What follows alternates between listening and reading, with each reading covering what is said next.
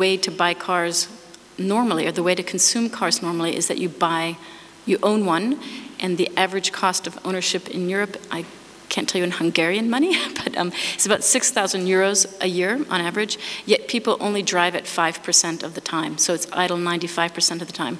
Or your other option was car rental, and you had to take it in 24-hour bundles, even though you might want it for 26 hours or for 2 hours. So there was a real excess capacity opportunity there. So there's many, many companies that right now are being built wholly on excess capacity, which transforms the economics. An example, another example very similar. So my company in France is Buzzcar, which is renting out your own car to your friends and neighbors. So I, as a company, don't have to own and operate those vehicles. So we can have cars for rent in places that would never, ever support a full car rental company or a full shared vehicle.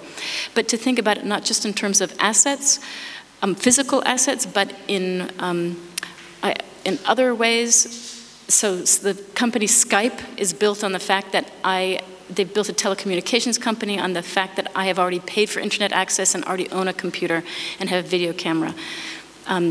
YouTube is based on the fact that I've got these crazy movies I'm doing and I want to share them with other people. But this model of looking for excess capacity and tapping into that, either aggregating small pieces of excess capacity or taking something that is closed and making it available to people. The whole open data movement, which is, I bought this data for a single purpose already, and now I'm saying, what might you do with this exact same data, is also tapping into excess capacity. So for me, it's the #1 place to look for good ideas, is to think about excess capacity and repurposing it because of the transformed economics. So it immediately gives you a benefit over the old way of doing things. Very interesting thoughts. And of course, you made your comments about how you need to get to market. You started with one car, got to the customers, which is amazing. Would you like to comment on this? No? Peter? I would like to make a specific comment on a certain field, which is IT. I think good old Ford never had the option to send 100,000 T-models around and ask them to please try this car, and if you like it, you might consider to pay for it. These days, it is extremely cheap in IT services, or actually in software development, to test your product because there is a very easy and cheap way to deliver it without incurring fixed costs or variable costs related to the distribution of the product. So I think there is a huge potential and a very easy way to do what the two gentlemen suggested, is that you develop your service with the help of your customer base, asking them to do free testing for you. And in that sense, I think what you might want to do is to push the button earlier than later, meaning that whenever you think that the product is already at a stage when it can deliver some value, then make it available to the public and see what they find valuable in it, because it might be that it's not your original idea that people will like. So you might want to monetize the value in a different way at the end. So I think this is the message I would want to make. Of course, only usable for people in software development. Get to market, get revenue. Just a quick comment on that. It's absolutely 100% true, and I make that same recommendation. But when you do that, you need to make sure that you say, you know what, this is a pilot, this is a beta, this is an early product, so that you don't get killed on the quality issues. So that while you uncover something that's good, then everyone says, yeah, it's terrible on these other attributes. So you do want to test early, you do want to get out there, but you want to make sure people know that this is an early thing.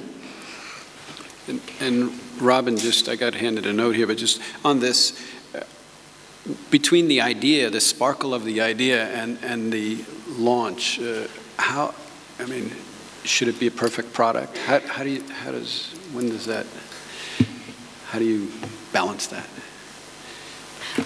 clearly it should never be a perfect product. I laugh at when I developed Zipcar back in 2000, I was thinking, okay, I'm going to have my engineers and they're going to make it, my 2 engineers, and then that engineering will come off of my balance sheet.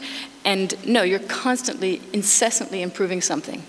Forever you're improving it. So you want to get it out there early so that you know which way to improve it. And even though I'm telling you these words, and I know that that's what you should do, the older I get and the more experienced I get, I think, oh, you know what? I really understand this entire market. So I go too far with the launch, I go too far with the product, and then I put it out there, and then I have to undo half. And I've done it 2 times, and I continue to not launch it as early as you should be launching it, because I've now become so clever and so knowledgeable, and I know exactly what the market wants, and I'm wrong. So you really want to put it out there as sooner than you think you should be putting it out there. Excellent. I remember the box example. Great. Let's turn to a more local issue. I wrote down the question as follows. How hard is it for an entrepreneur to build a company that would build its products and services in Hungary but cater to the world? I don't know if that's the right question, but let's talk about it. Balázs, you're looking at me very intently. Go ahead. The reason why I don't think it's hard because this is my business. That's all I do, right? So but the best example would be is that I run into a lot of people who are explaining to me that he has a great idea. He's going to develop it in Hungary. And then in Hungary, he's going to launch it in the local market. And after that couple of years, he's going to raise some money and create and do some market research and go to and build a company, an entity in the UK, and then start selling it. And it's going to be step by step. And it's very difficult, and you need to hire people in the UK to sell in the UK. And I look at them and I was like, do you speak English? Yes, I speak English. Do you have a passport? Yes, I do have a passport. You have $300 or 300 euros. Yes, I do have. Okay. So why don't you buy a ticket? It's very simple. There's a 6 o'clock flight out of Budapest airport, puts you to Luton before around around 8 o'clock. You can have 4 or 5 meetings in a day, and you take the evening flight back. So why do you need an entity? Because I don't know them. I said, it's very easy to meet people. You just need to set up those meetings, and you will be amazed how far you can take a PowerPoint presentation to. You need to judge it. What I feel always people afraid to go out there and try themselves. Hungary is a really interesting place. It's middle of Europe. You can drive in most places, but people are still afraid to go out there and test these ideas. Most companies who became successful in this region took the talent pool, which it exists here, and applied it to problems which is out there. It's very difficult to develop a product without a perspective who you're selling to. So you have to get exposed to it. But getting exposed to this is really, really cheap today, right? Because of the low-cost airlines or because of Skype, you can call people. But somehow people are afraid to do this because they feel that in order to do it, they have to have a local presence. It's not really true. I think it's a fear. And that's what's really blocking people to develop these products. And what also happens is that because of that, they focus on the local market and they never successful. Let's get some other thoughts. Peter, you put your hand, then Kevin. Yes, I raised my hand because I just wanted to refer to a sentence which I noted when Balázs gave his presentation. And he said he remembers still of main feelings of the early days, and one of them was fear of failure. Yeah. And I think this is one of the key sentences I hear or I feel when I talk to young entrepreneurs that tend to be Hungarians these days, that they simply fear of failure. And that's why they don't fly to Luton and don't go to see those customers, because they can list 14 different reasons why those customers will not want to see them, why they will not understand their presentation, why they'll make a negative comment about their English skills, and so on and so on and so on, which all will lead to an actual failure, which then they have a basic fear of telling to their peers back home that actually I went there, I did it, and I failed. So I think one of the key challenges for a Hungarian entrepreneur is to overcome this fear. And another challenge for all of us is to make sure that if someone does it, we praise him for trying and not put him under because he failed for the first time, because it's not a failure. As Balázs said, it's part of the game.